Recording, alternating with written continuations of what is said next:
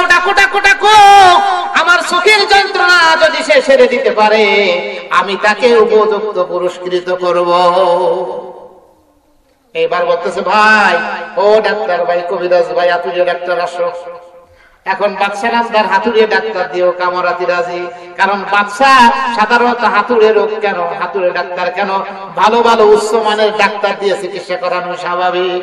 আল্লাহ কয় বান্দারে বাথরুমের পোকা কেন কাজে লাগাইছি তাও বুঝাবো, আর একজন হাতুড়ে ডাক্তার দিয়ে তোরে সোজা করো। আসসালামু আলাইকুম ওয়া রাহমাতুল্লাহি ওয়া বারাকাতুহু। আলহামদুলিল্লাহ আলহামদুলিল্লাহি নাহমাদুহু ওয়া নাস্তাঈনুহু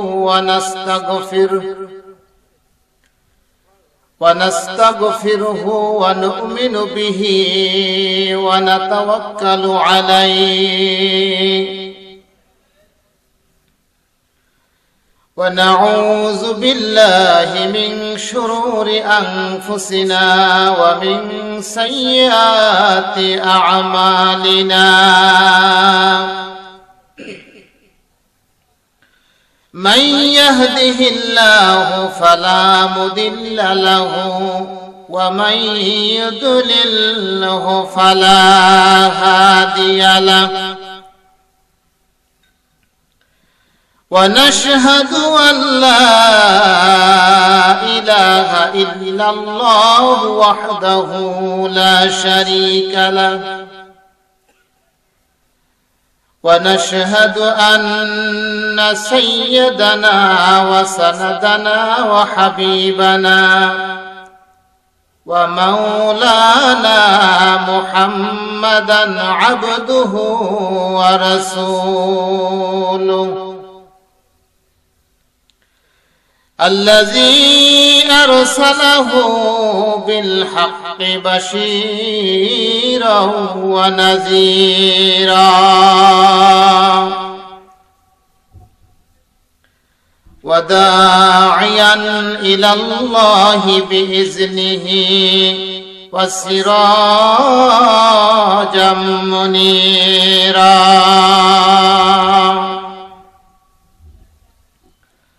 فقد قال الله تعالى في كلامه الكريم وفرقان الحميد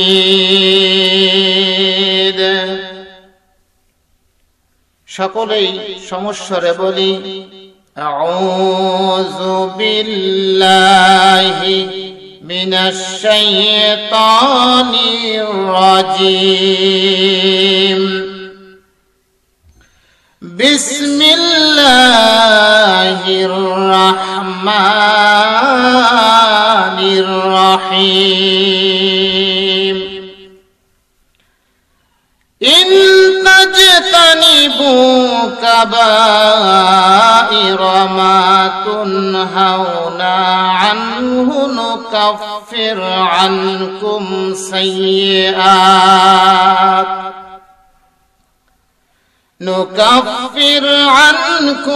سيئاتكم وندخلكم مدخلا كريما فقال تعالى في القرآن الكريم لئن شكرتم لأزيدنكم ولئن كفرتم إن عذابي لشديد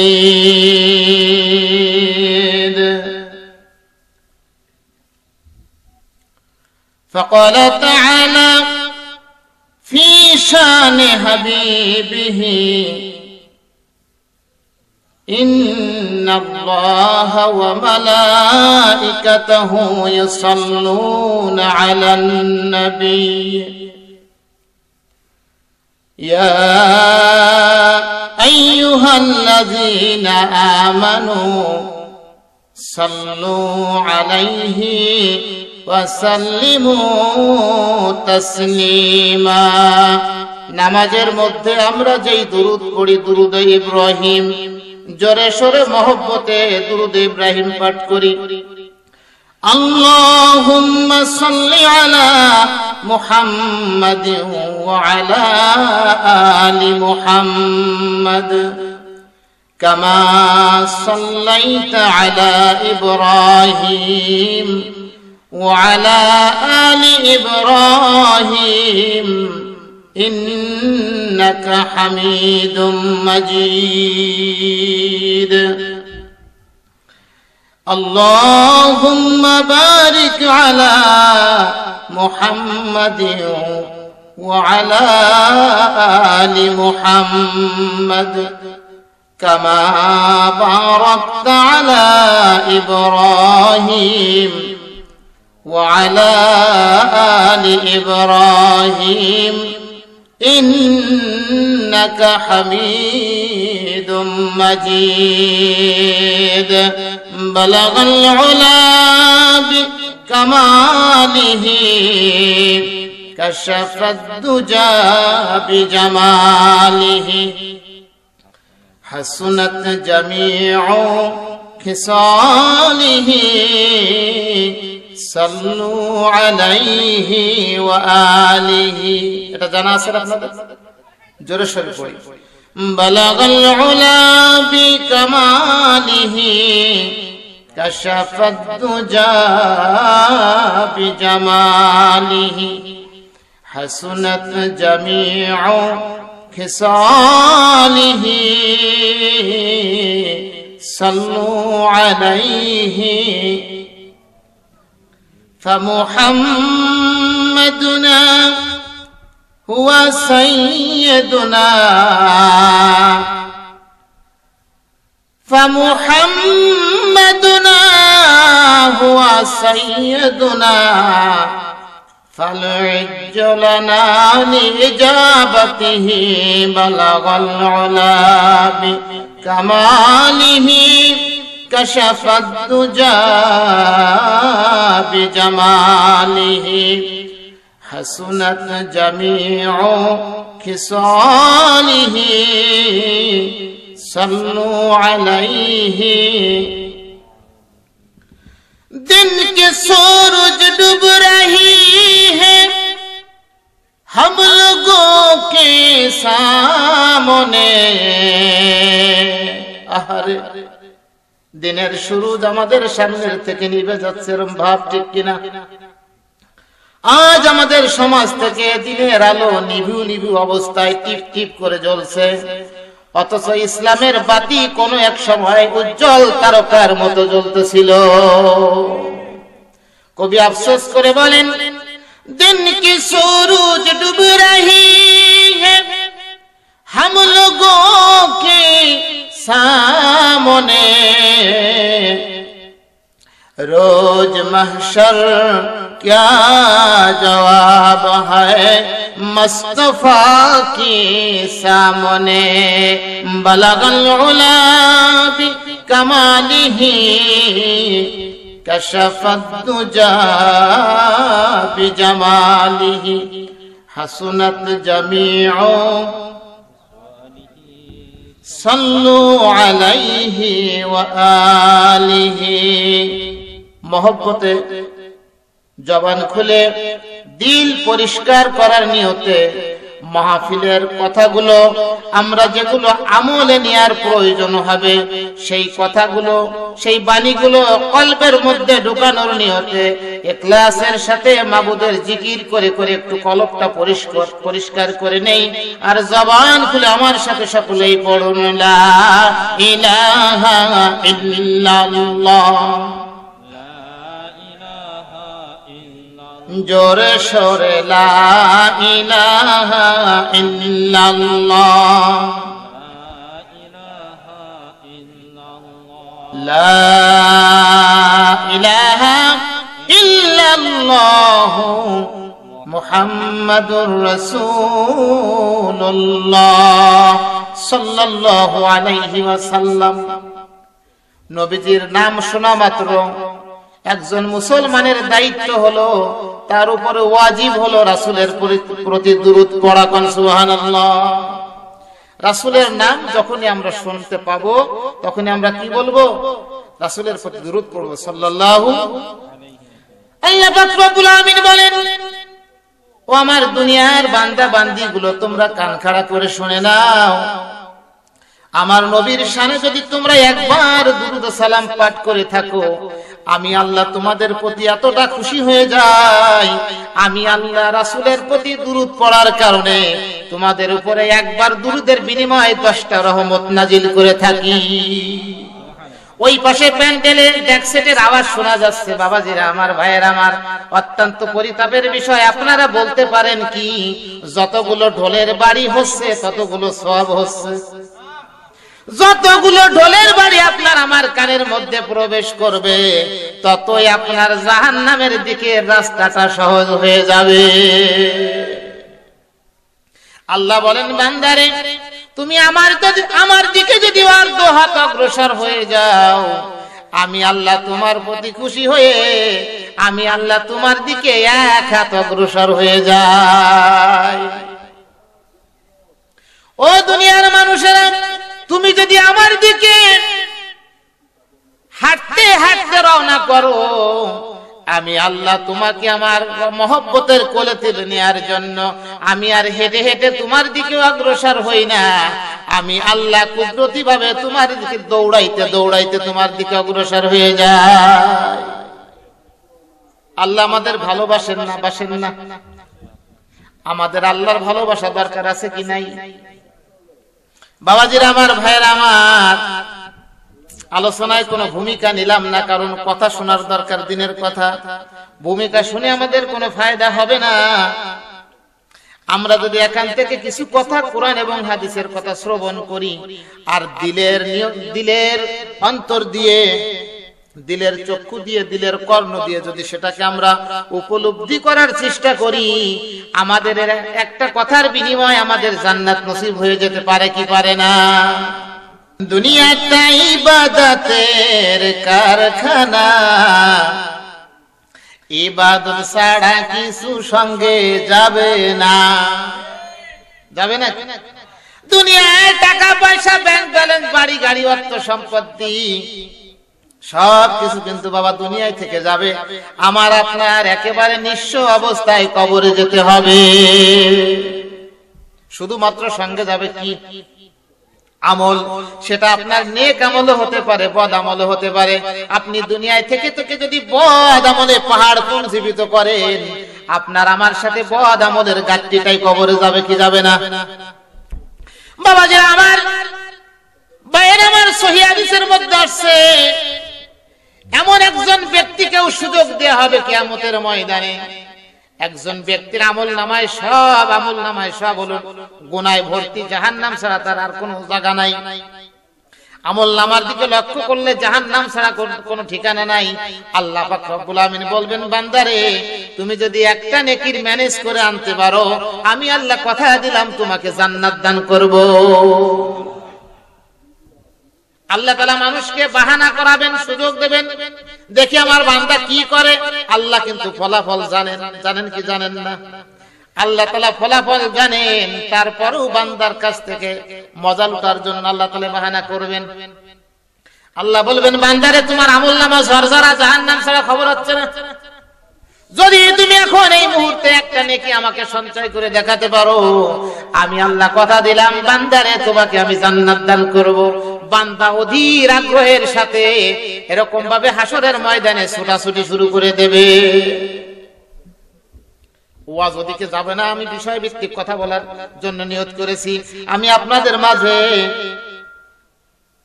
4 নম্বর সূরা আন-নিসা এর 31 নম্বর আয়াত পাঠ করেছি। আপনাদেরকে সান্ত্বনামূলক কিছু কথার ভিতর আছে। আর 14 নম্বর সূরা ইব্রাহিমের 7 নম্বর আয়াত থেকে আপনাদের মাঝে তিলাওয়াত করা হয়েছে। এই বিষয়ের উপরে কিছু কথা বলার জন্য নিয়ত রেখেছি।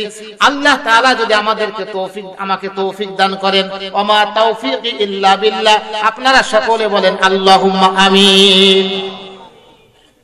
বাবাজিরা আমার, ভাইয়েরা আমার, বান্দা সব জায়গাতে ব্যর্থ হয়ে যাবে, আব্বার কাছে যাবে, আম্মার কাছে যাবে, ছেলের কাছে যাবে, বন্ধু বান্ধবের কাছে যাবে, কেউ কোনো একটা নেকি তাকে দিবে না।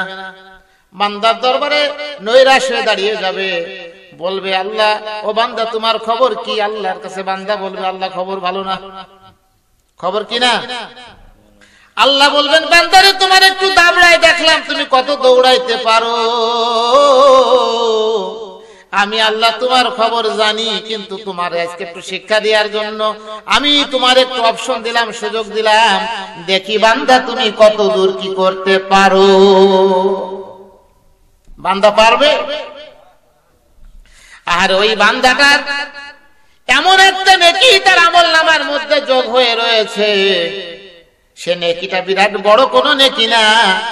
রাস্তা দিয়ে যাচ্ছিল, হঠাৎ করে মাহফিলের আলোচনা কানে গেল, কোন বক্তা, কোথায় বাড়ি, কেমন চেহারা, কেমন সুর, এইটা দেখার জন্য স্বল্প টাইম মাহফিলের মধ্যে বসে গিয়েছে। কিছু সময় আমল করার নিয়তেও নয়, শুধুমাত্র কোন জায়গার বক্তা, চেহারা কেমন, কণ্ঠ কেমন, কেমন ওয়াজ করে। এরকম আছে না কিছু লোক, বক্তার চেহারা পছন্দ করে আলোচনা শোনে, বক্তার কণ্ঠ ভালো লাগলে আলোচনা শোনে, বক্তা যদি দূরের হয় আলোচনা শোনে, দেশাল বক্তার আলোচনা তার মিঠে লাগে না, পাইনসি লাগে। ঠিক কিনা? এরকম আছে না? ও বাড়ির কাছে ওই যে অমুক, কত শুনছে, নতুন কিছু থাকলে পারা তাই আছে না এরকম রুচিওয়ালা বান্দারা। দেশাল বক্তা ভালো লাগে না, ওই বিরাট দূরের থেকে আসছে, 500 কিলোমিটার দূরের থেকে, মনে করো ওরে সর্বনাশ দূরের বক্তা, না জানি কি না কি। এরকমেরও তো আছে নিয়ত। ওই রকমের ভাবে বক্তার চেহারা সুরত কণ্ঠ শোনার নিয়তে ওই বান্দাটা কিছু সময় মাহফিলের মধ্যে বসা ছিল। আল্লাহ বলবেন বান্দারে তুমি একটা ওয়াজ মাহফিলে বসেছিলে, আমার কোরআনের কথার আমল তুমি করো নাই, রাসূলের জিন্দেগির আমল তুমি করো নাই, কিন্তু আমার একজন আলেম ব্যক্তির চেহারার দিকে তুমি কিছু সময় তাকিয়ে থাকার কারণে আমি আল্লাহ তোমার আমলনামায় একটা নেকি দিয়েছিলাম। আজকে সেই নেকির বিনিময়ে আল্লাহ আমি তোমাকে জান্নাত দান করলাম। বান্দা খুশি হয়ে জান্নাতে চলে যাবে। এজন্য মাইকের আওয়াজ যাদের কানে যাচ্ছে, বাবারে যদি আপনারা মাহফিলে আসেন, জান্নাতের বাগানে বসেন, তাহলে আপনাদের লস হবে না, লাভই হবে। সুবহানাল্লাহ। আল্লাহ পাক রব্বুল আমিন বলেন 4 নম্বর সূরা নিসা এর 31 নম্বর আয়াতের ভিতরে আল্লাহ তাআলা তাই বলতেছেন, ইন তাজতানিবু কাবাইরা মা তুনহাউনা আনহু নুকাফির আনকুম সাইয়্যাতিকুম وندخلكم مدخلا كريما। আল্লাহু আকবার।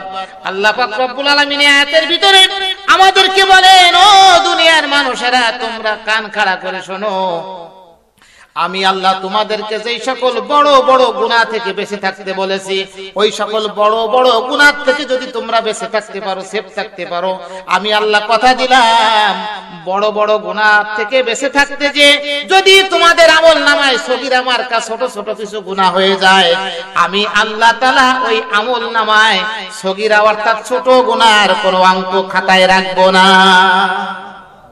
সুবহানাল্লাহ। এই নাকি সুবহানাল্লাহ? সুবহানাল্লাহ।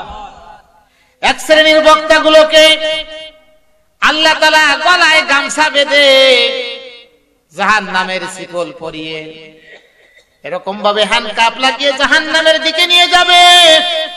বক্তার আলোচনা শুনে যেই সকল মুসল্লিয়ানে কেরাম আলোচনা শুনে জীবনের মধ্যে আমল ফিট করেছে, আমল করে করে আল্লাহর দরবারে নেকির খাতায় আমল দিয়ে ভরপুর করে ফেলেছে, আর ওই বক্তাগুলো তাদের মান সম্মান বৃদ্ধি করার জন্য বিরাট বড় বক্তা বলবে, বিরাট বড় নাম যশ খ্যাতি অর্জন করবে, এই চিন্তা ভাবনা নিয়ে এক শ্রেণীর বক্তা যারা মাঠে ময়দানে আলোচনা করে, এই সকল বক্তাগুলোকে ওই সকল শ্রোতাদের সামনে জাহান্নামে নিয়ে যাবে। বক্তারা বলবেন, হুজুর কি হলো, আপনার কথা শুনে আজকে আমরা জান্নাতের টুপলা কাঠুরি বেঁধে জান্নাতের মধ্যে যাচ্ছি, আর আপনার খেতা বালিশ নিয়ে আপনি জাহান্নামে যাচ্ছেন কেন? খেতা বালিশ নিয়ে যাওয়া যাবে নাকি? আরে না। বক্তা বলবেন, আফসোস, আমি আপনাদেরকে দিনের দায়ী হিসাবে দাওয়াত দিয়েছি, আমার কথা শুনে শুনে আপনারা আমল করে আল্লাহর কাছ থেকে জান্নাত পেয়েছেন, কিন্তু আমি যা বলতাম নিজে তা করতাম না, যার কারণে আমি আজকে ধরা খেয়ে গেছি। বাবাজিরা আমার, ভাইয়ের আমার, এই জন্য আপনাদের মন খারাপের কিছু নাই। আপনারা এর যাজা পাবেন, বদলা পাবেন, মরণের পরে জান্নাতে যেতে পারবেন। আমার আপনাদের কাছে কাঙ্ক্ষিত আশা, আমার জন্য দিল থেকে দোয়া করবেন যাতে আমি আপনি সকলেই একসাথে আল্লাহর জান্নাতে যাইতে পারি। আমরা সকলেই জান্নাতে যেতে চাই, ঠিক কিনা? জান্নাতের কাজ করি আর না করি আমরা সবাই কোথায় যাইতে চাই? আল্লাহ পাক রব্বুল আমিন 14 নম্বর সূরা ইব্রাহিমের 7 নম্বর আয়াতের ভিতরে আল্লাহ তাআলা বলতেছেন, লা ইন শাকারতুম লাযীদান্নাকুম ওয়া লা ইন কাফারতুম ইন্না আযাবি লাশাদীদ। আল্লাহু আকবার। ও দুনিয়ার বান্দা বান্দীগুলো, তোমরা শুনে নাও, আমি আল্লাহ তোমাদেরকে রহমতের সাগরের মধ্যে ডুবাই রেখেছি। তোমরা যদি আমার রহমতের স্বীকার করো, কৃতজ্ঞ বান্দা হও, আমার শুকরিয়া আদায় করো, আমি আল্লাহ তোমাদের উপরে আমার রহমত আরো বেশি নাজিল করব। আর যদি তোমরা নাশুকরিয়া বান্দা হও, আমার কৃতজ্ঞতা প্রকাশ না করো, আমি আল্লাহ মরণের পরে তোমাদেরকে ভীষণ আযাবে গ্রেফতার করব। আমরা এই জন্য শুকরগুজারি বান্দা হতে চাই কি চাই না? আল্লাহ পাক রব্বুল আমিন বলেন, ওয়া মা খালাকতুল জিন্না ওয়াল ইনসা ইল্লা লিয়াবুদুন। ও দুনিয়ার বান্দা বান্দীগুলো, আমি তোমাদেরকে এমনিতেই সৃষ্টি করি নাই, আমি আল্লাহ জিন এবং মানব জাতিকে আমার গোলামি এবং দাসত্ব করার জন্য বানিয়েছি। আল্লাহ পাক রব্বুল আমিন বলেন, দুনিয়ার মানুষ, তোমরা কান খাড়া করে শুনে নাও, আমি আল্লাহ তাআলা তোমাদেরকে আমার গোলামি করার জন্য, দাসত্ব করার জন্য বানিয়েছি। আর একমাত্র তোমাদের প্রয়োজনে তোমরা দু চোখে যা দেখো আর না দেখো, আমার দুনিয়ায় এবং দুনিয়ার বাইরে যত সৃষ্টি আছে, তামাম সৃষ্টি একমাত্র তোমাদের জন্য বানিয়েছি। ওয়া মা খালাকতুল জিন্না ওয়াল ইনসা ইল্লা লিয়াবুদুন। এই সূর্যটা আমি আল্লাহ তোমাদের প্রয়োজনে বানিয়েছি, চন্দ্রটা আমি আল্লাহ তোমাদের প্রয়োজনে বানিয়েছি, আসমানটাকে আমি আল্লাহ তোমাদের প্রয়োজনে বানিয়েছি, জমিনটাকে আমি আল্লাহ তোমাদের প্রয়োজনে বানিয়েছি। এমনকি পৃথিবীর যত সৃষ্টি আছে, সকল সৃষ্টিগুলোই আমি আল্লাহ তোমাদের জন্য বানিয়েছি। আর একমাত্র তোমাদেরকে বানিয়েছি আমি আল্লাহর গোলামি করার জন্য। বলতে পারেন, হুজুর সব কিছু আমাদের জন্য আল্লাহ তাআলা বানিয়েছেন, মেনে নিলাম, কিন্তু পায়খানার পোকা বানাইছে কাকে? প্রশ্ন হতে পারে কিনা? আপনারা যারা জায়গা বসা আছেন, আপনারা কি বুঝতে পারেন, বলতে পারেন যে পায়খানার পোকা আমাদের জন্য বানাইছে কেন? পায়খানার যে পোকা আছে না, কথা বলেন, পায়খানার পোকা কি আমাদের কোনো কাজে লাগে? কথা বলেন, কথা বলেন। আল্লাহ তাআলা তো বলছেন যে সব কিছু তোমাদের জন্য বানিয়েছি, তাহলে তো আমাদের দৃষ্টিতে দেখা যায় যে আল্লাহর কথাটা ভুল। কথা বলেন, আল্লাহর কথা কি সঠিক না? কিন্তু আমরা তো পায়খানার পোকার প্রয়োজনীয়তা আমরা আমাদের জীবনে খুঁজে পাই না, পাই নাকি? ইভেন মশা আছে না দুনিয়ায়, মশা, এই মশা আমাদের কোনো কাজে লাগে? আমাদের ক্ষতি ছাড়া কোনো উপকার করে? তাহলে মশা বানাইছে কি আল্লাহ? এই দুইটা বিষয় আমাদের কাছে খুব জটিল, ঠিক কিনা? মশা আমাদের কোনো উপকার করে না, ডেঙ্গু জ্বর ছড়ায়, গুনগুনিয়া জ্বর ছড়ায়, ইত্যাদি ইত্যাদি, ম্যালেরিয়া ছড়ায়, ঠিক কিনা? এই গুনগুনে বা বিভিন্ন ধরনের রোগ ব্যাধি এই মশা আমাদের জন্য নিয়ে আসে, যা আমাদের জন্য অমঙ্গল, মঙ্গল নয়। আর এই পায়খানার পোকা, এটা আমাদের কোনো প্রয়োজনই লাগে না, ঠিক কিনা? তাহলে আল্লাহ তাআলা এই পায়খানার পোকা কেন বানালেন? আল্লাহর একজন বান্দা, তিনি একজন বাদশা, ইমানদার বাদশা, দিনদার বাদশা। উনি ইমানদার বাদশা, উনি একদিন আল্লাহর কাছে মনে মনে এই প্রশ্নটা করছেন যে আল্লাহ, তুমি তো সবকিছু আমাদের জন্য বানাইছো, ভালো কথা, কিন্তু পায়খানার পোকা তো আমি কোনো প্রয়োজন খুঁজে পাই না, এটা তুমি বানাইছো কেন? উনি পায়খানায় বসে বসে এই কল্পনা করতেছে। বাদশাটা কি দিনদার? বাদশা কি, কথা শুনতেন তো? বাদশা পায়খানায় বসে বসে মনে মনে এই ইরাদা, এই সংকল্পনা করছে। আল্লাহ শুনছে কি শুনে নাই? শুনছে। আল্লাহ পাক রব্বুল আমিন যাকে ভালোবাসেন তাকেই কিন্তু একটু সাজা বা একটু যন্ত্রণা দিতেছে, ভালোবাসেন, ঠিক কিনা? আল্লাহ রাসূল বলেছেন, আদ-দুনিয়া সিজনুল মুমিনিন ওয়া জান্নাতুল কাফির। এই দুনিয়াটা হলো মুমিন বান্দা বান্দীদের জন্য কয়েদখানা, জেলখানা। আর যারা কাফের, ফুজ্জার, মুশরিক, আল্লাহ তাআলার অবাধ্যচারণ যারা করেন, তাদের জন্য দুনিয়াটা কি? জান্নাত। কথা বলেন, এই দুনিয়া কাদের জন্য জান্নাত আর কাদের জন্য কয়েদখানা? আমরা কি মুমিন না কি কাফের? আমরা যদি মুমিন দাবি করি তাহলে এই দুনিয়াটা হলো কয়েদখানা। আল্লাহ রাসূলের ভাষায় আল্লাহ রাসূল বলেছেন, যারা তোমরা মুমিন দাবি করবে, এই দুনিয়াটা কিন্তু তাদের জন্য কয়েদখানা, জেলখানা, কারাগার। এখন বলেন, আমরা যদি মুমিন হিসাবে আমাদের দাবিতে যদি আমরা বিদ্যমান থাকতে চাই, তাহলে এই দুনিয়া কারাগারের মতো কষ্ট সহ্য করাই আমাদের জন্য বাঞ্ছনীয়। আরামায়েশ তালাশ করাটা আমাদের এটা অবাঞ্ছনীয়। পায়খানায় বসে কেউ সারা জীবন কাটাবে এরকম ধান্দা রাখে? বাথরুমে কি কেউ খেতা বালিশ নিয়ে, টোল টুকলা নিয়ে যে বসে? বাথরুমে যাচ্ছে, বিবি সাহেব শোনো, বাথরুমে আমি ঢুকলাম, 2 দিনের ভিতর আমি ফেরবো না, টাইম মতো করে খাবার পৌঁছে দিয়ে খেতা বালিশ দাও, নিয়ে যায়, এরকম তো কেউ দেয়? কারণ বাথরুম চাপে সামান্য টাইমের জন্য, অল্প টাইমে যত তাড়াতাড়ি পারি বাথরুম থেকে বেরোয় আসার জন্য চেষ্টা। কারণ বাথরুম ভালো জায়গা না, ওটা খারাপ জায়গা, ওটা আমার জীবনের একটা জরুরত ছাড়ার জন্য, অনেক টাইম ব্যয় করার জন্য, ঠিক কিনা? বাবাজিরা আমার, ভাইয়েরা আমার, তাহলে আরবি নবী মুহাম্মদুর রাসূলুল্লাহ সাল্লাল্লাহু আলাইহি ওয়াসাল্লাম বললেন, আদ-দুনিয়া সিজনুল মুমিনিন ওয়া জান্নাতুল কাফির। এই দুনিয়াটা মুমিন বান্দা বান্দীদের জন্য জেলখানা।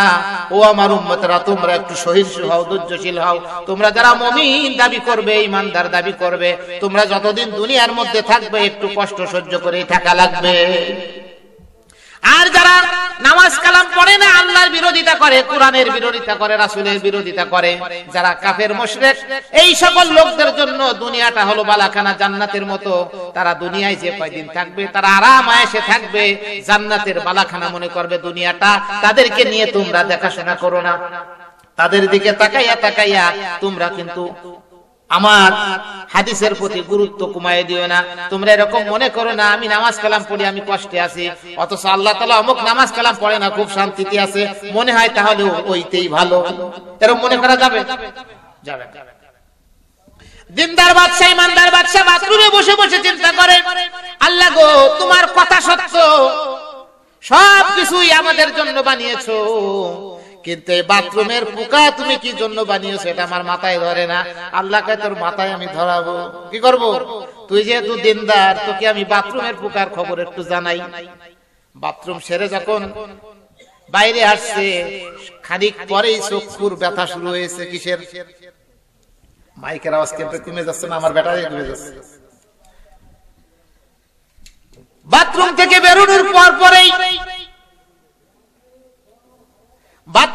বেরোনোর পরেই ইমানদার বাদশার এরকম ভাবে চোখে ব্যথা শুরু হয়েছে, এরকম ভাবে চোখ দলাদলি করা যখন শুরু করছে, যত চোখ জ্বলতেছে চোখের ব্যথা বাড়তেছে না কমতেছে? কথা কন। যত চোখ জ্বলে ততই চোখের ব্যথা বাড়ে। এমন অবস্থা হয়ে গেল, অল্প কিছু সময়ের মধ্যে ইমানদার বাদশার চোখ দুইটা ফুলে গেল। চোখের যন্ত্রণায় এমন ভাবে হা হুৎকার শুরু করলো, লোকজন, আশেপাশের লোকজন বাদশা নামদারের চিল্লা পাল্লায় সকলেই বাড়িতে এসে হাজির হয়ে গেল। বাদশা মানুষ, অসুস্থ কাতরাচ্ছে, আশেপাশের লোকজন বাড়িতে আসবে না? বাড়িতে এসে জমা হয়ে গেছে। কি হলো, কি হলো? এই বাদশা নামদারের কি হয়েছে? তার বিবি বলতেছে, তার ছেলে মেয়ে বলতেছে, কি যে হলো বুঝতে পারি না। এই মাত্র সুস্থ মানুষ বাথরুমে গেল, বাথরুম সেরে যখন বাইরে এসেছে, হঠাৎ করে বলতেছে চোখে যন্ত্রণা শুরু হয়ে গিয়েছে। এই যে যন্ত্রণা শুরু হয়েছে তো হয়েছে, কেমন ব্যথা তীব্র, বাড়তেছে না, বাড়তেছে কিন্তু কমতেছে না। হঠাৎ করে আল্লাহ পাক রব্বুল আলামিন একজন চিকিৎসক রাস্তা দিয়ে পাঠিয়ে দিয়েছে, সুবহানাল্লাহ। ব্যাপারটা ঘটাচ্ছেন কে? শিক্ষা দেবেন কে? বাথরুমের পোকা কাজে লাগে কি লাগে না রে বাদশা? আমি তোমার একটু বোঝাবো, আল্লাহ পারে কি পারে না? আল্লাহর বান্দা চিৎকার করতে করতে আসমান মাথায় তুলে নিয়েছে, এমন অবস্থা। আল্লাহর এক বান্দা, ওই চোখের ডাক্তার, রাস্তা দিয়ে যায় আর ফেরোয়ারিদের মতো ডাক দিয়ে দিয়ে বলে, কার কোন সমস্যা আছে আমি চিকিৎসা করতে পারি, আমার কাছে সব ধরনের ওষুধ আছে, কার কোন চিকিৎসা। বর্তমান কিন্তু গ্রাম কাটে অনেক দোকান বের হয়ে গেছে, বার্মিসের স্যান্ডেল দোকান গ্রামে এসে গেছে, কিছু যায় নাই। অনেক কিছুই আমার আপনার বাড়ির নাগালে এসে গেছে। এরকম ভাবে ডাক্তার ও ডাক্তারি করার জন্য ওই গ্রাম দিয়ে ক্যানভাসারদের মতো চিল্লাইতে চিল্লাইতে যখন যায়, এরকম ভাবে বাদশার একজন হিতাকাঙ্ক্ষী বলতেছে, বাদশা নামদার, ওই যে রাস্তা দিয়ে একজন ডাক্তার যাচ্ছে, সব রোগের নাকি চিকিৎসা করতে পারে, আপনার চোখে যেহেতু যন্ত্রণা, ওই লোকটারা কি একটু ডাক দেবো কি দেব না? বলেন বিপদে যে পড়ে তার কি হুঁশ থাকে? সে পাশের ডাক্তার না এমবিবিএস না এমবিবিএস, খবর নেওয়ার সময় নাই, কারণ উপস্থিত এখন ব্যথা বেদনা দূর হলেই বাঁচা যায়, ঠিক কিনা? বাচ্চা বলতেছে, যাও ডাকো ডাকো ডাকো, আমার চোখের যন্ত্রণা যদি সে সেরে দিতে পারে আমি তাকে উপযুক্ত পুরস্কৃত করব। এইবার বলতেছে, ভাই ও ডাক্তার ভাই, কবিরাজ ভাই, হাতুড়িয়া ডাক্তার আসো। এখন বাদশা নামদার হাতুড়িয়া ডাক্তার দিয়েও কামরাতি রাজি, কারণ বাদশা সাধারণত হাতুড়ে রোগ কেন, হাতুড়ে ডাক্তার কেন, ভালো ভালো উচ্চ মানের ডাক্তার দিয়ে চিকিৎসা করানো স্বাভাবিক। আল্লাহ কয়, বান্দারে বাথরুমের পোকা কেন কাজে লাগাইছি তাও বুঝাবো, আর একজন হাতুড়ে ডাক্তার দিয়ে তোরে সোজা করব। আমার সৃষ্টি নিয়ে তুমি মন্তব্য করেছো, আমি একটু শিক্ষা তোমারে না দিলে হয় না, হয় না? আপনারা কি শুনতেছেন না শুনতেছেন না? বাবা যে আমার ভাইয়ের, আমার কবিরাজকে যখন বাসায় ডেকে আনা হলো,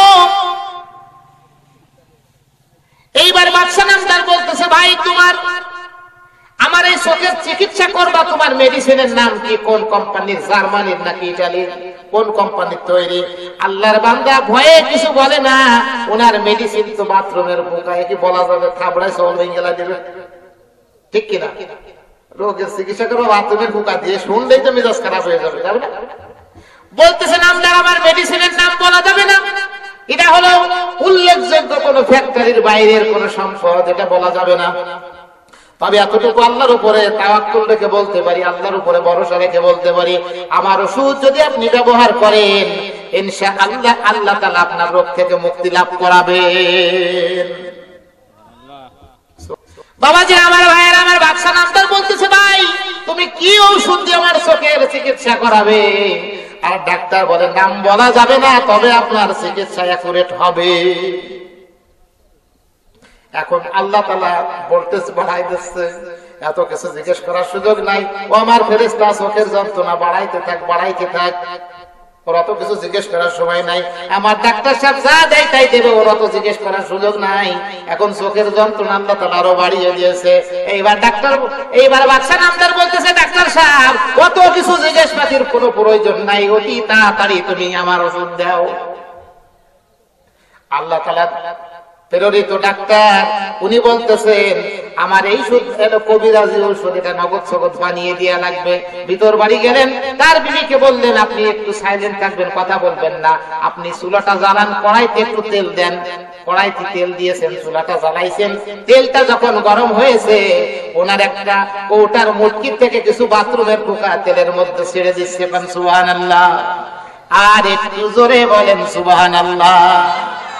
যদি একটু সুবহানাল্লাহ জোরে জোরে কন, আমার মনে হয় বাইরের কিছু লোক মাহফিলে আসতে পারে। বাবাজি আমার ভাইয়ের, আমার বিবিধ কথা বলবেন না, কারণ তার স্বামীর চিকিৎসা হলেই হয়, ঠিক কিনা?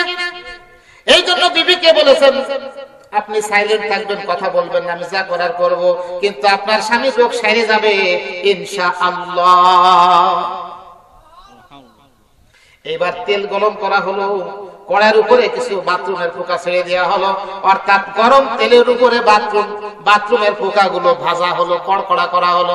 ভাজা পোকাগুলোকে যখন এরকম ভাবে কোন চামিচ দিয়ে উঠায় আনলো, তেলটাকে নিংড়াইয়া একটা পাত্রের উপরে দিয়ে বাথরুমের পোকাগুলো একদম গুঁড়ো করে একেবারে ছাতুর মতো করলো, পাউডারের মতো করলো। এই পাউডার এনে এরকম ভাবে ডাক্তার সাহেব বলতেছেন, ও বাদশা নামদার আপনার চোখে মালিশ করেন। সুবহানাল্লাহ। চোখের উপরে যখন মালিশ করা শুরু করে দিল, আল্লাহ কয়, ফেরেশতারে ভোল্টেজ কমাইতে থাকো। সুবহানাল্লাহ। আমার বাদশা নামদারের ভোল্টেজ কমাই দাও, জ্বালা যন্ত্রণা একেবারে নির্মূল করে দাও। কিছু সময়ের মধ্যে ডাক্তার উপস্থিত থাকতেই আল্লাহর বান্দা তার চোখের যন্ত্রণা থেকে উপশম লাভ করলেন, শান্তি পেয়ে গেলেন। এইবার বাদশা নামদার বলতেছেন, ও ডাক্তার, তুমি এর আগে ওষুধের নাম বলো নাই, তাতে সমস্যা নাই, কিন্তু এত তাজা ঔষধের গুণাবলী যা দেখলাম, ঔষধের নাম বললে তোমার না বললে রেহাই নাই। বিপদে পড়ছে কি পড়ে নাই? হ্যাঁ, আল্লাহ রে, এত এখন ডাক্তার কাঁদতেছে আল্লাহর কাছে, আল্লাহ এতক্ষণ তুমি যা করছিলে ভালোই করছিলে, কিন্তু এইবার তোমার পায়জামা গরম বানাবে। এই যে ওষুধ দিছি, ওষুধই তার রোগ ভালো হয়েছে, ভালো কথা, কিন্তু এই মেডিসিনের উপকরণের নাম বলা যাবে না। রাগে তো বসান দিতে পারে, ঠিক ঠিক। আল্লাহ পাক রব্বুল আমিন বাদশা নামদারের দিনের ভিতর আল্লাহর কুদরতি মহব্বত পয়দা করে দিয়েছেন। অনেক চেষ্টা করার পরে, অনেক জিরা করার পরে এইবার ডাক্তার সাহেব ঔষধের ম্যাটেরিয়ালস এর নাম বলতে বাধ্য হয়েছে। আগে বলতেছে বাদশা নামদার, আপনার হাতে ধরি পায়ে ধরি, ঔষধের নাম বললে কিন্তু আপনি আমারে বাড়ি ধরি মারবেন না, সরটা বড় মারবেন না, আগে ওয়াদা করে নেন আমারে মারবেন না। বাদশা চিন্তা করে, কারণ কি যার ঔষধে এত কাজ ভালো, আমি যার প্রতি ইমপ্রেসড হয়েছি, খুশি হয়েছি, সে আমার কাছে মায়ের খাওয়ার জন্য যাতে না মারি এত মাপ চাই কেন, কারণটা কি? লোকজন জড়ো হয়ে গিয়েছে, একটা আনুষ্ঠানিক ব্যাপার স্যাপার হয়ে গিয়েছে। এক পর্যায়ে ডাক্তার সাহেব বলতেছেন, ও বাদশা নামদার, বিয়াদবি নেবেন না, আমি এই মাত্র যেই ওষুধ দিয়ে আপনার চোখ ভালো করলাম আল্লাহর ওসিলায়, এই ওষুধটা হলো মেড ইন বাথরুম, নাম হলো বাথরুমের পোকা। আল্লাহর বান্দা ইমানদার বাদশা আল্লাহর দরবারে সিজদা পড়ে গেল, আর হাজিরান মজলিসের সকলকে তার জবান দিয়ে বয়ান শুরু করে দিল, তোমরা সবাই থাকো, যাবে না। এই যে আল্লাহ তাআলা আমার সাথে যে কুদরতি খেলা খেললো, তোমরা কেউ জানো না। আমি বাথরুমে ঢুকে আমার মনে মনে সংকল্পনা করেছিলাম, আমার মনের মধ্যে কেন জানি এসেছিল, ওয়ামা খালাকুতুল জিন্না ওয়াল ইনসা ইল্লা লিয়াবুদুন। আমি আল্লাহকে বাথরুমে বসে বসে, একে তো বাথরুমে বসে আল্লাহর নাম নেওয়া জায়েজ নাই, ঠিক কিনা? বাথরুমে বসে 7টা জিনিস আপনি ব্যবহার করতে পারবেন না, 7 জিনিস ইস্তেঞ্জা করা হারাম, তার মধ্যে লিখিত বা অঙ্কিত টুপি, রুমাল, আংটি ইত্যাদি, আর আল্লাহর নাম এবং নবীজির নাম বাথরুমে নেওয়া যাবে না। আপনার যতই কষা হোক আর যত আমাশা হোক, বলা যাবে না বাথরুমে বসে করতেন, কিন্তু আল্লাহর নাম নেওয়া যাবে না, যাবে না। হুজুর কেমন কথা, কষ্ট হচ্ছে, কষ্ট করে আল্লাহর নাম নিচ্ছে, তার গুনাহ আর কিছু না। বলেন না, সব জায়গায় আল্লাহর নাম নেওয়া যায় না। কারণ গতকালকে যারা রাস্তার উপরে গাছ কাটছে, আমি আপনি যতবার সুবহানাল্লাহ বলি আর আস্তাগফার বলি, রোডের উপরে গাছ কাটানোর জন্য তারাও করাতের পচে পচে আল্লাহকে স্মরণ করছে। আল্লাহ রে, ধরা জমে পড়ি, লা ইলাহা ইল্লাল্লাহ, লা ইলাহা ইল্লাল্লাহ। রোডে এখন গাছ ফেলবো কেউ যেন জানে না, লা ইলাহা ইল্লাল্লাহ। তারা জিকির কম করে না, কম করছে না? বাবাজিরা আমার, ভাইয়ের আমার, এইবার বাদশা নামদার নিজেই ওয়াজ করা শুরু করছে। আহারে, তোমরা কেউ জানো না, আমার ভিডিও জানে না, আমার ছেলে মেয়ে কেউ জানে না, আমি বাথরুমে বসে বসে আল্লাহর এই সৃষ্টি নিয়ে একটু মন্তব্য করেছিলাম। আমি বসে বসে ভাবতেছি, মাবুদ তুমি দুনিয়ার সব কিছু হয়তো আমাদের জন্য বানিয়েছো, কিন্তু বাথরুমের পোকা তো আমাদের কোনো প্রয়োজনে লাগে না, এই পোকা তুমি কেন বানাইছো এটা তোমার মাথায় ধরে না। এই কথা আল্লাহকে মনে মনে বলছিলাম। বাথরুম সেরে বের হওয়ার পরে আমার যন্ত্রণা শুরু হয়ে গেল। আল্লাহ সেই বাথরুমের পোকা দিয়ে আমার রোগের চিকিৎসা করাইয়া আল্লাহ আমারে বোঝাই দিল, ও আমার বান্দা, বাথরুমের পোকাও তোমার প্রয়োজনে বানিয়েছি। সুবহানাল্লাহ। 3 দিন পরে, হ্যাঁ, তাহলে বোঝা গেল আল্লাহ তাআলা বাথরুমের পোকা আমাদের জন্য বানিয়েছে। এই যন্ত্রটা বানাইতে তো আল্লাহ তাআলার কমপক্ষে 2-4-5 লাখ টাকা খরচ হয়েছে। কি কোন? আসমানের এই আসমান বানিয়েছেন আল্লাহ তাআলার বিশাল সম্পদ ব্যয় হয়েছে, হয়েছে কি না? এই জমিন বানিয়েছেন আল্লাহ, আল্লাহর বুঝিয়ার পিছনে মেহনত করা লাগে নাই, করা লাগছে। বাবাজিরা আমার, আপনার জন্য দুনিয়ার সকল সৃষ্টি যেই আল্লাহ তাআলা করলেন, আবার আমার আপনার জন্য সেই জান্নাত আল্লাহ তাআলা বানিয়ে রেখেছেন। আল্লাহ তাআলা মনে হয় আমাদেরকে এমনি এমনি জান্নাত দান করবে? হ্যাঁ, আল্লাহ তাআলা আমাদেরকে এমনি এমনি জান্নাত দেবেন না, অবশ্যই আল্লাহ পাক রব্বুল আলামিন পরীক্ষা না করে আমাদের জান্নাত দেবেন না। দুনিয়ার মানুষ কান খাড়া করে শুনে নাও, আল্লাহ পাক রব্বুল আলামিন বলেন, ও দুনিয়ার মানুষেরা তোমরা কান খাড়া করে শুনে নাও। আল্লাহ পাক রব্বুল আলামিন বলেন 3 নম্বর সূরা আল ইমরানের 31 নম্বর আয়াতের ভিতর আল্লাহ তাআলা বলতেছেন, কুল ইন কুনতুম তুহিব্বুনাল্লাহ ফাত্তাবিউনি ইউহিব্বুকুমুল্লাহ ওয়া ইয়াগফির লাকুম যুনুবাকুম আল্লাহু গফুরুর রহিম। আল্লাহু আকবার। আল্লাহ পাক রব্বুল আমিন বলেন, বান্দারে তোমরা যদি আমি আল্লাহকে প্রকৃতভাবে যথার্থই ভালোবাসতে চাও, তাহলে তোমাদেরকে আমি একটা ভালোবাসার পাত্র অনুসরণ অনুকরণ করার মতো একজন ম্যান দেখিয়ে দিলাম। সেটা হলো তোমার আমার নবী মুহাম্মদুর রাসূলুল্লাহ সাল্লাল্লাহু আলাইহি ওয়াসাল্লাম। আল্লাহকে ভালো না বাসলে তো আল্লাহর কাছ থেকে জান্নাত নেওয়া যাবে না, যাবে নাকি? আমরা আল্লাহ তাআলার কাছ থেকে জান্নাত পাওয়ার কোনো উপযুক্ত নয় আমাদের আমল দিয়ে, আমাদের আখলাক দিয়ে, আমাদের চরিত্র দিয়ে, আমাদের নেক আমল দিয়ে আল্লাহ তাআলার অত অমূল্য সম্পদের নিয়ামত কামাই করা বাবা সম্ভব নয়। আল্লাহ তাআলা যদি আমাদেরকে মেহেরবানি করে, মহব্বত করে, ভালোবেসে, করুণা করে একটা জান্নাত দেন, তাহলেই তো আমার আপনার জান্নাতে যাওয়া সম্ভব। আমার আপনার আমল দিয়ে জান্নাতে যাওয়া কোশ্চিন কালো সম্ভব না, কারণ আমাদের নামাজ হয় ন্যাস্টিক মার্কা, রোজা হয় গ্যাস্ট্রিক মার্কা। এই যে রমজান সামনে আসতেছে, ঠিক কিনা?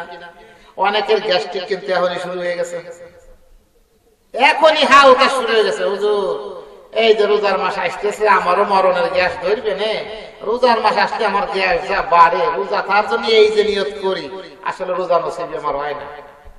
আল্লাহকে তুমি যেমন নিয়ত করতেছো তোমার ওই রকমেরই আমি দিবা, কি কন? হ্যাঁ, আমার বাস্তব একটা কথা বলবো আপনাদের হিদায়াতের জন্য, বিশ্বাস করবেন। আমার একটা সমস্যা আছে, গ্যাসের সমস্যা। কোন কোন সময় হঠাৎ করে এমন হয় পানি না খাইলে তখন আমার পিঠ এবং পেট মনে হইতে লাগিয়ে গেছে, নিঃশ্বাস আমার বন্ধ হয়ে যাচ্ছে।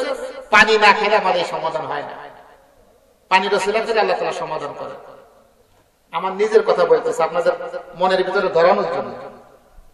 আমি ছোটবেলা থেকে, আমার দুলাভাইয়ের বাড়ি, আমি 10-12 বছর লেখাপড়া করছি থেকে ছোটবেলা থেকে রোজা থাকে, রোজা ছাড়ি দিই ছোটবেলা থেকে।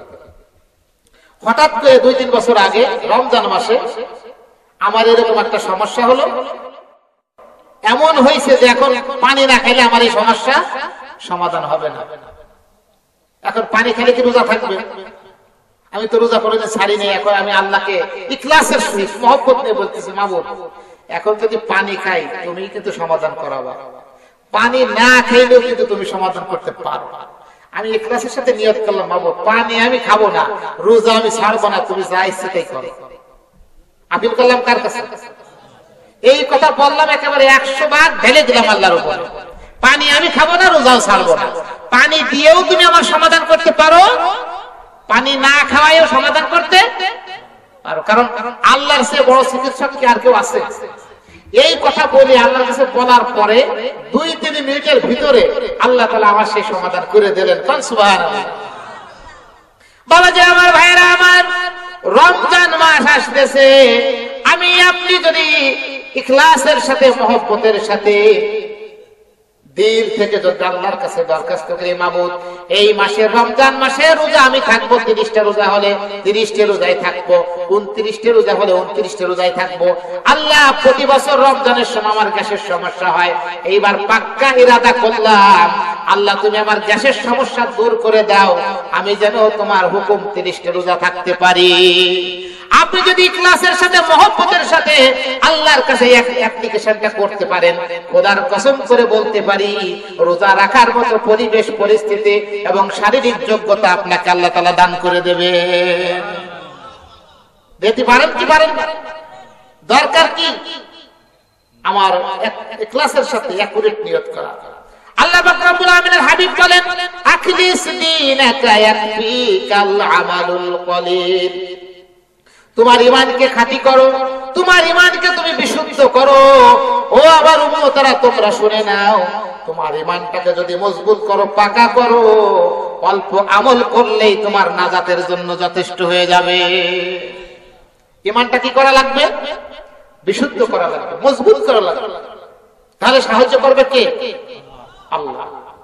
কিন্তু আমরা সাহায্য আল্লাহর কাছেও চাই। আল্লাহ যদি পারে আর না পারে, খাজা বাবার ওটু রেডি রেখে বলা যায় না। আল্লাহ শোনে না, না শোনে, সময় মতো আবার আল্লাহ ফেল মেরে যায় নাকি।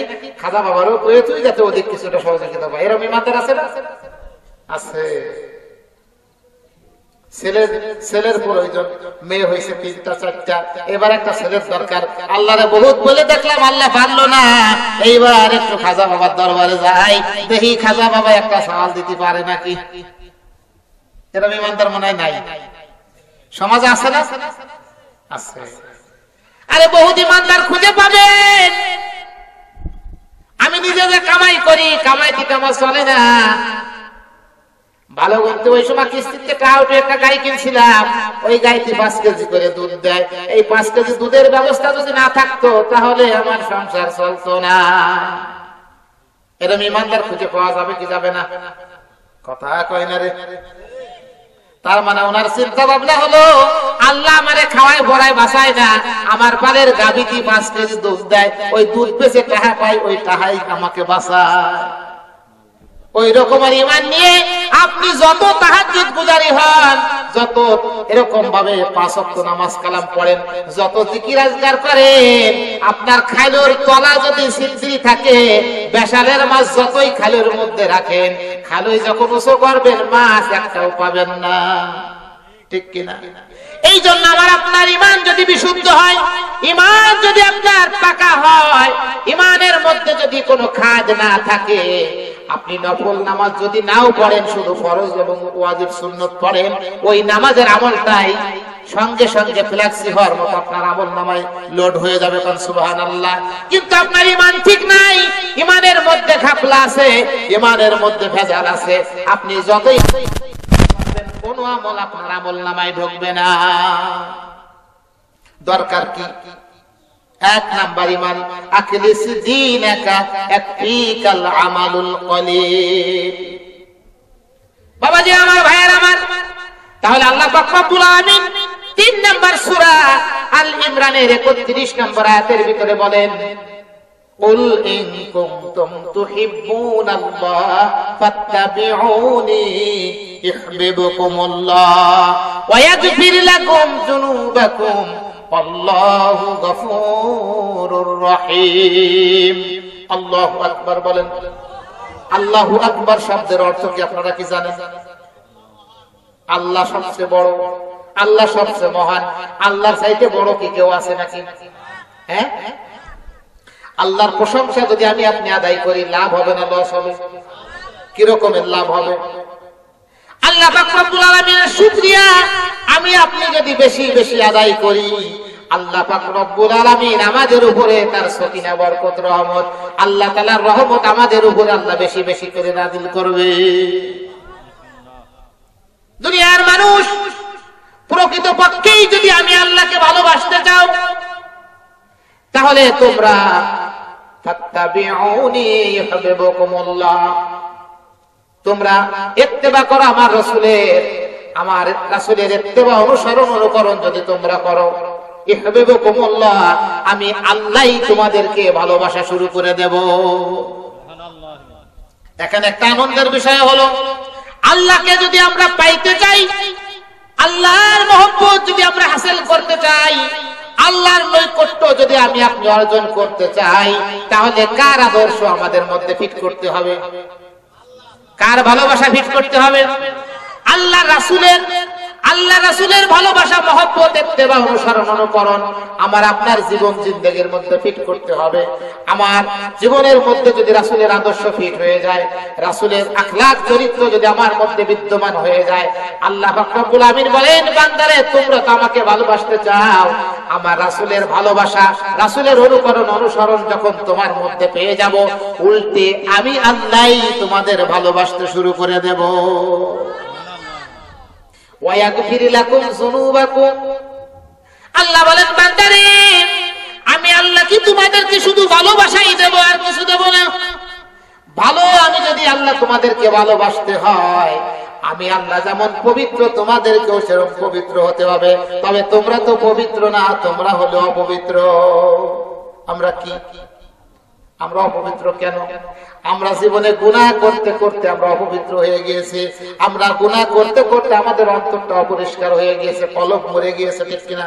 3 নম্বর সূরা আল ইমরানের 102 নম্বর আয়াতের ভিতরে বর্ণনা করেন, ইয়া আইয়ুহাল্লাযীনা আমানু তাকুল্লাহ হাক্কা তুকাতিহি ওয়া লা তামুতুন্না ইল্লা ওয়া আনতুম মুসলিমুন। আল্লাহ পাক রব্বুল আলামিন এখানে বলেন, ও দুনিয়ার মুসলমানেরা তোমরা শোনো, তোমরা যথার্থই আমি আল্লাহকে যদি ভালোবাসো, আমাকে ভয় করো, যথার্থই আমি আল্লাহ, আমাকে তোমরা ভয় করো, করার মতো করো, আর তোমরা মুসলমান না হয়ে কবরে এসো না। মুসলমানদেরকে আবার মুসলমান হতে বলতেছে, তার মানে আমরা একবার খাতনা নিছি, আবারও খাতনা নিতে হবে। হ্যাঁ, তাহলে মুসলমান তো আমরা আছি, আবার মুসলমান হবো মানে এবার কেমন?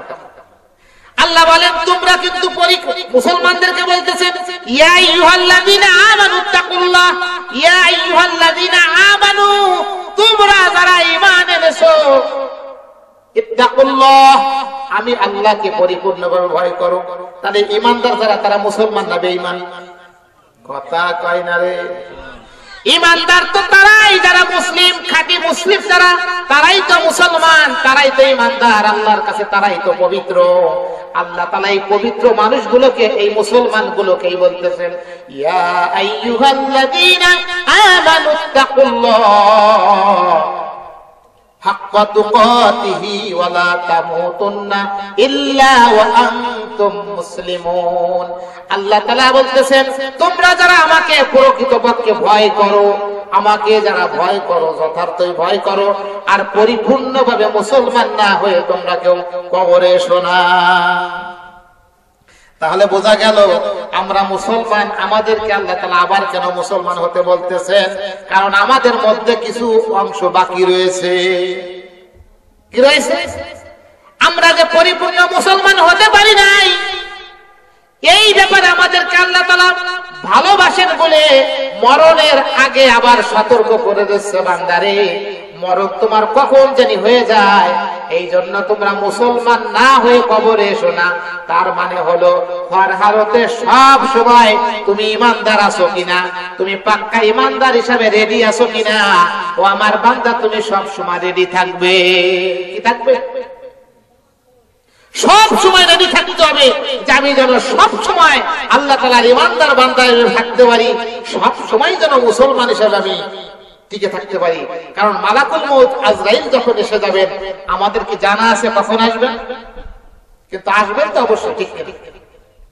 আল্লাহ পাক রব্বুল আলামিন বলেন, ইযা জাআ আজালুহুম লা ইস্তাখিরুনা সাআতাও ওয়া লা ইস্তাকদিমুন।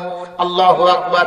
আল্লাহ পাক রব্বুল আলামিন বলেন, দুনিয়ার মানুষেরা, আমি তোমাদেরকে ভালোবাসি, এই জন্য তোমাদেরকে সব সময় খুঁচায় খুঁচায় রেডি রাখি। সুবহানাল্লাহ। যেই বান্দার প্রতি যেই বান্দার মহব্বত থাকে, যেই বন্ধুর প্রতি যেই বন্ধুর মহব্বত থাকে, যেই সন্তানটাকে বাবা বেশি ভালোবাসে, যেই মা তার সন্তানকে বেশি ভালোবাসে, ওই সন্তানকে বেশি বেশি তাগিদের উপরে রাখে। ঠিক কি? আল্লাহ তাআলা আমাদেরকে ভালোবাসেন, এই ভালোবাসার থেকে যাতে আমাদের বৈচ্যুতি না ঘটে যায়, এই জন্য আল্লাহ বলতেছেন, বান্দারে সব সময় আমি আল্লাহকে ভয় করো, আর মুসলমান না হওয়া পর্যন্ত কবরে এসে না। তার মানে হলো মুসলমান একবার হইছো, আর কোন কারণে মুসলমান তুমি কেটে গিয়েছো, আবার তোমার ঈমান নবায়িত করতে হবে, এটা তোমার জানা নাই। কারণ যখন তুমি গাভীর দুধের প্রতি ঈমান এনেছো, আমি আল্লাহর কাছ থেকে তুমি কাটছাট হয়ে গিয়েছো। তুমি যখন বাঁশের উপর ঈমান এনেছো, তখন তোমার ঈমান কাটছাট হয়ে গিয়েছে।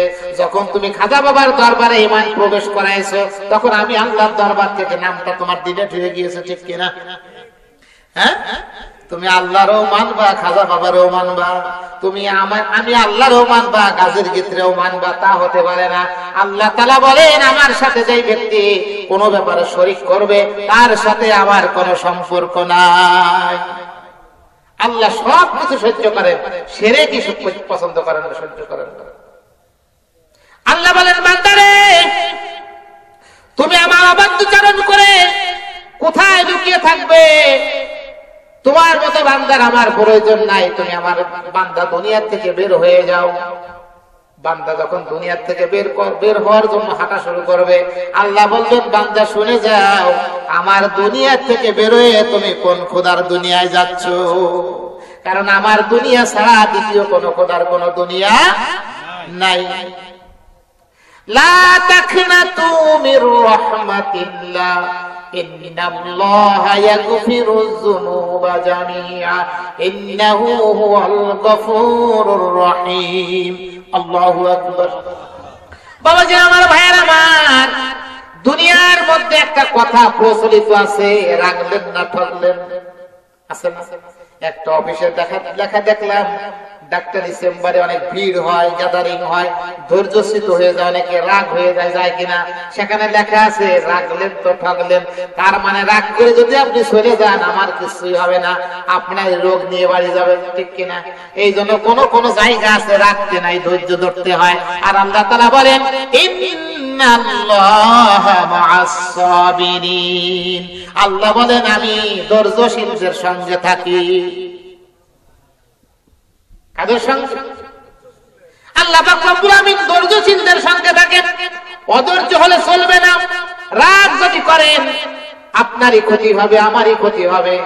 আল্লাহ তাআলার দরবারে আমি আপনি গুনাহ করে ফেলবো, আবার আল্লাহ পাক রব্বুল আলামিন আমাদেরকে ক্ষমা করবেন, ঠিক কিনা? আল্লাহর সাথে রাগ করে যদি আপনি আল্লাহকে এরকম ভাবে আল্লাহর কাছ থেকে মুখ ফিরিয়ে যদি থাকেন, তাতে আল্লাহর কিছু যায় আসে না, আমারই কিন্তু যায় আসে, ঠিক কিনা? আল্লাহ পাক রব্বুল আমিন বলেন, দুনিয়ার মানুষ তোমরা কান খাড়া করে শুনে রাখো, তামাম পৃথিবীর সকল মাখলুক, সকল সৃষ্টি নবী মুহাম্মদুর রাসূলুল্লাহ সাল্লাল্লাহু আলাইহি ওয়াসাল্লামের মতো ইবাদত করেওয়ালা ভালো মানুষ যদি হয়ে যায়, তাহলে আমি আল্লাহর কুল কায়নাতের কিছুই আসে যায় না।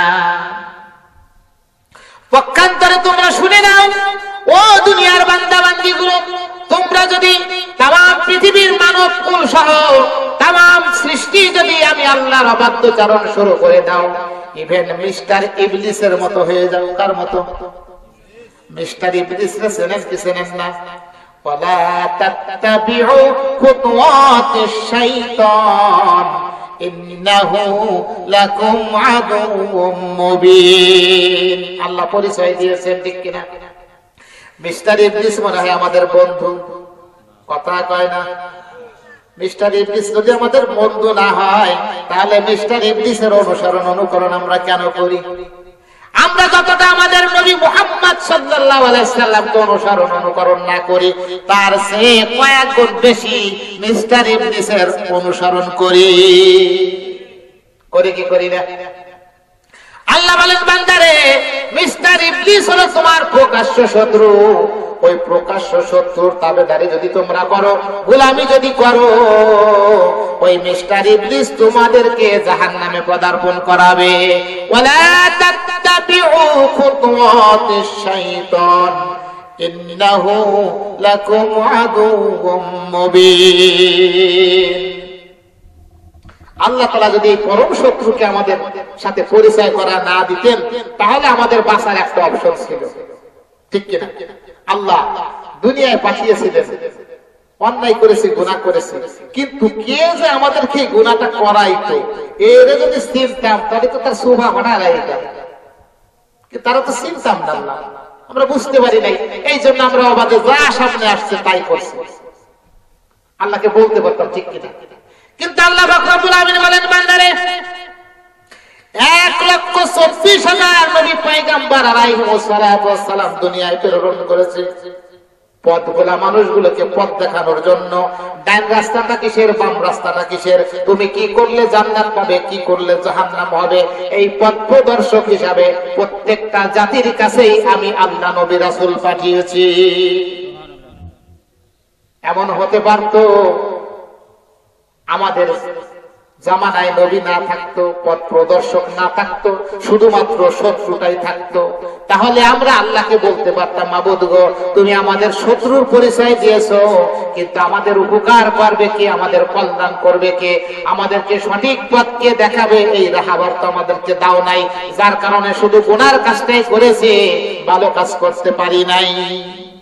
বলার সুযোগ আছে? বলার সুযোগ নাই। বাবাজিরা, 570 বছর এই জামানায় নবী রাসূল ছিল না। কত বছর? কথা কয় না রে। ঈসা আলাইহিস সালাতু ওয়াস সালামের বিদায়ের পরে 570 বছর দুনিয়ার সমাজের মধ্যে আমি জাহিলিয়াত যুগ একটা যুগ পরিণত হয়েছিল। কথা কান, আলোচনাকে খাটো করে দেব। হ্যাঁ, 570 বছর কোন একটা পিরিয়ডে ঈসা আলাইহিস সালামের বিদায়ের পরে আমার আপনার নবীর আগমনের আগে এই গ্যাপে 570 বছর নবী রাসূল ছিল না।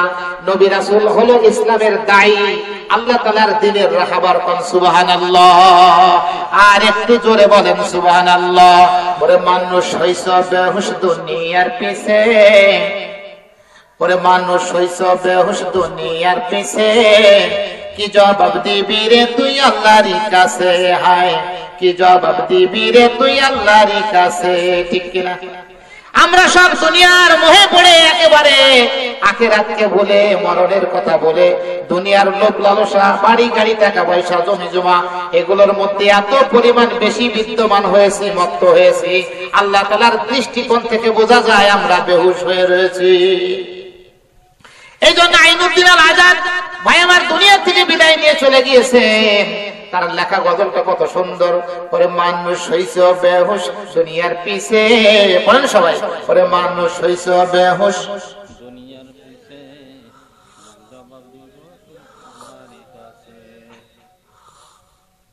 ওরে মানুষ হইছ বেহুশ দুনিয়ার পিছে, কি জবাব দিবি রে তুই আল্লাহর কাছে। আসলে ড্রাইভার না তো গাড়ি চালানো যায় না।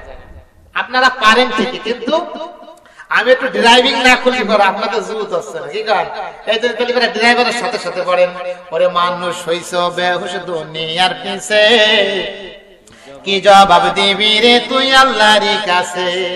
হালাল হারাম না মানিয়া কত টাকা করছো কামাই, এত টাকা কেমনে লইবা, কাফনের তো পকেট নাই। আমাদের গোয়ালমারি কোন ব্যক্তির কাপড়ের পকেট দেয়া হয় না। আপনাদের এই এলাকায় জয়নগর কাপড়ের কাপড়ের পকেট থাকলেও থাকতে, হ্যাঁ, হিসাব সবার জন্য সমান।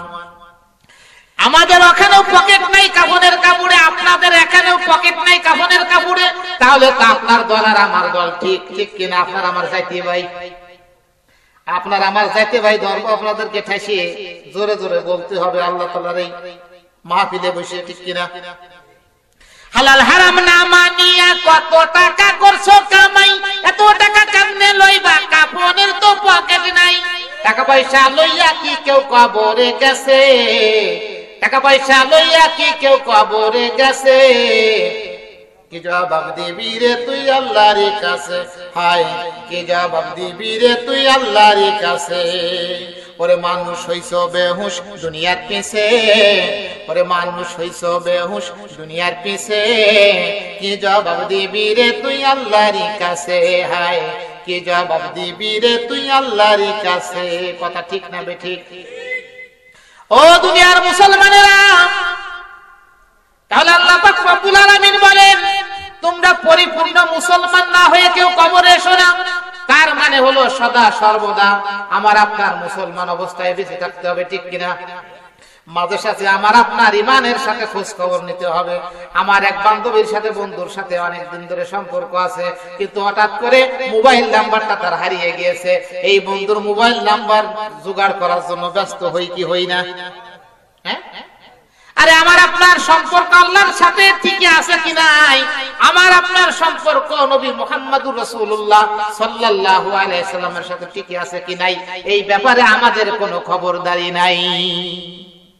আছে নাই, কিন্তু মিস্টার ইবলিসের সাথে হর হাতে বন্ধুত্ব চলতেছে কি চলতেছে না? অথচ আল্লাহ পাক রব্বুল আলামিন কোরআনের এক অন্যত্রে বলেছেন, ও দুনিয়ার মানুষেরা, তোমরা যারা ঈমানদার, আমি তোমাদেরকে সতর্ক করে দিলাম, ঈমানদাররা যদি ঈমানদারদের সাথে ছাড়া অন্য কারো, কোন কাফের মুশরিকদের সাথে, বেঈমানদের সাথে সম্পর্ক রাখে, আমি আল্লাহ বলে দিলাম তাদের আমলনামা বিনষ্ট করে দেয়া হবে। নাউজুবিল্লাহ। কি বলছেন আল্লাহ? আল্লাহ কোরআনের আয়াতের ভিতরে বলছেন, আয়াতটা আমার মুখস্থ যদিও নাই, তবে আমি সঠিক তরজমা আপনাদের কাছে পেশ করতেছি। আল্লাহ বলেন, হে ঈমানদারেরা, কাদেরকে বলছেন? খাস ব্যাপার, কিন্তু এটা ঈমানদারদেরকে ডাক দিয়ে বলছেন। যদি বলা হয় আমভাবে, তাহলে বলা হয় ইয়া আইয়ুহান নাস।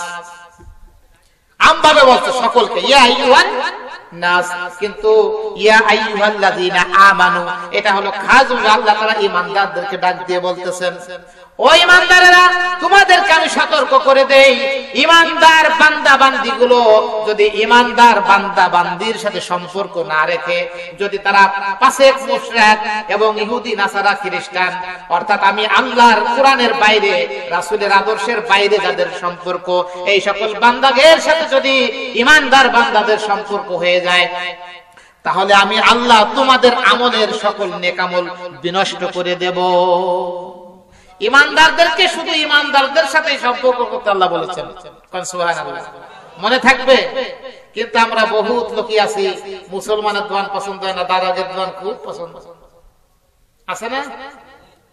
আবার এমনও বলি, দাদার দোকানে দাঁড়াই বলি, আরে দাদা কি কব, আমাদের মুসলমান জাত এমন খারাপ হয়েছে, মুসলমানদের দোয়ানে তো সাধারণ কাজে নেই।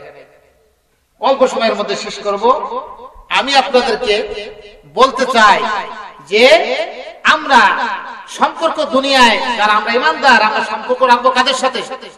ঈমানদার।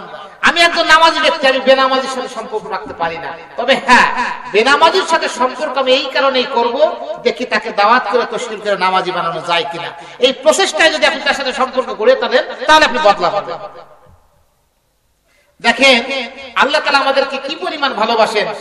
বিড়ি যারা খায়, একজন বিড়ি খায় না, বিড়ি পান করে না, ধূমপান করে না, কিন্তু আরেকজন বন্ধু তার ধূমপান করে।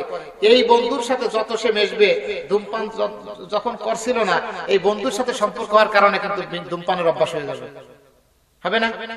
ওই বন্ধু বলবে, ভাই সিগারেট একটু ধরাই না, বন্ধুর ধরাতে টান দেয়, টাইনিয়ে ধরাই নিয়ে আয়, দিল দুইটা, টাইনিয়ে নিয়ে ধরাই দেবে। আর একজনকে আবার দুই টান দিয়ে ধরাই দেবে। তারপরে দুই টান দেবো নাই, অর্ধেক তুই খা। তারপরে তো সিগারেট 8টা কিনতে পাঠাবি, দোস্ত একটাই কেনবো না দুটোই কেনবো? আরে দুটোই কেনে। কি করেন? সিগারেট করের সাথে মিশে সিগারেট করে হওয়া যাবে। যে পান খায় তার সাথে মিশলে পান খাওয়ার অভ্যাস হবে, যে নামাজি তার সাথে মিশলে আপনি নামাজি হবে।